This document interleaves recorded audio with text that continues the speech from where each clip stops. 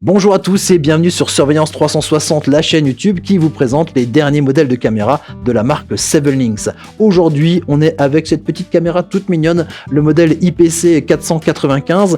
Petite caméra, petit budget aussi. Je vous laisse découvrir le prix en cliquant sur le lien dans la description de la vidéo. Vous allez voir, c'est vraiment prévu pour des petits budgets. Une caméra d'intérieur, mais quand même avec énormément de fonctions. C'est une caméra qui va filmer en 2K, donc avec une excellente résolution, mais aussi une caméra pan tilt, c'est-à-dire une caméra motorisée. Le design est assez mignon, regardez, on dirait une petite boule comme ça posée sur un socle. Comment ça fonctionne exactement, comment est-ce qu'il faut faire pour l'installer et quelles sont les caractéristiques à connaître ici sur ce modèle et les petites astuces, ça je vous en parle tout de suite dans la suite de cette vidéo. Allez, on commence tout de suite par le point que je trouve indispensable lorsqu'on parle de caméra, c'est qu'on va parler d'image. Ici, il y a dans cette caméra un capteur de 3 millions de pixels qui permet d'avoir une image avec une résolution en 2K, c'est-à-dire 2560 par 1440 pixels. C'est assez énorme. Pourquoi avoir une aussi grosse résolution? Tout simplement, lorsqu'on va visualiser les images d'archives, on va pouvoir zoomer comme ça dans les images et avoir des détails qu'on n'aurait pas eu forcément avec une caméra qui aurait une moins bonne résolution. Alors ici, les images seront enregistrées directement sur une carte micro SD.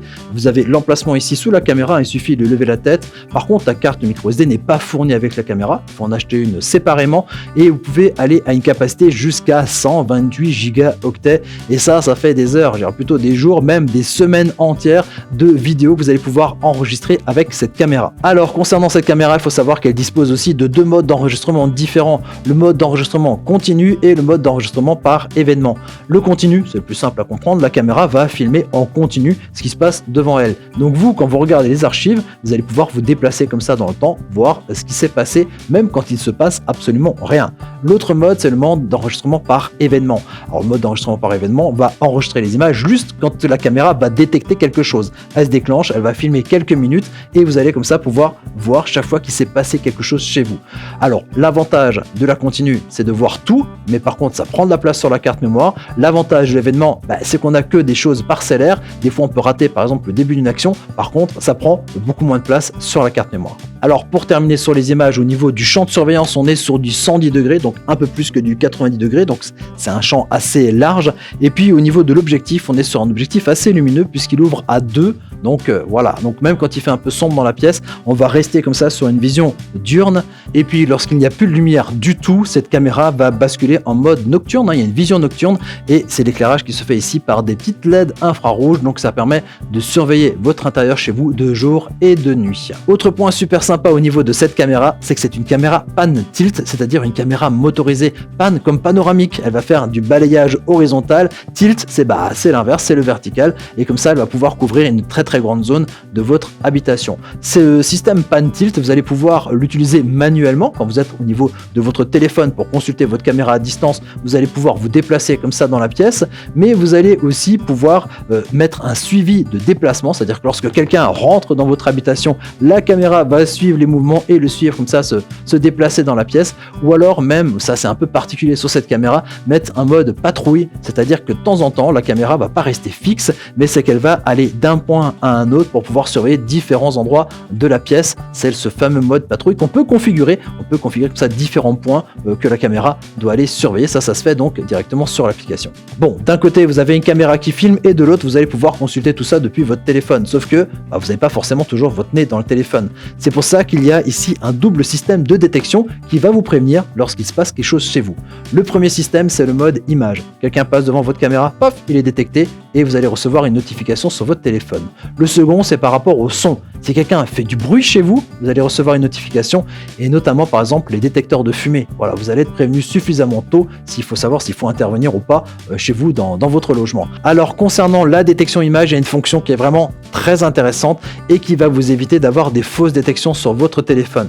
Il y a une branche qui bouge au niveau de la fenêtre, vous allez recevoir une notification. Le chat vient de passer dans le salon. Voilà, les animaux de compagnie, ça fait toujours plein de fausses détections, sauf si vous activez la reconnaissance de corps. À ce moment-là, vous allez recevoir des notifications que lorsqu'on repère une forme humaine en train de se déplacer chez vous. Et donc cette fonction est disponible sur cette caméra. Dans les petits trucs en plus, dans les fonctions avancées, il y a notamment le mode privé. Voilà, quand vous avez cette caméra dans votre salon, quand vous y êtes, vous n'avez pas envie de recevoir de notifications ou même éventuellement de partager les images. avec les autres personnes qui ont accès à la caméra. Donc vous cochez la fonction privée, la caméra se déconnecte et vous êtes tranquille.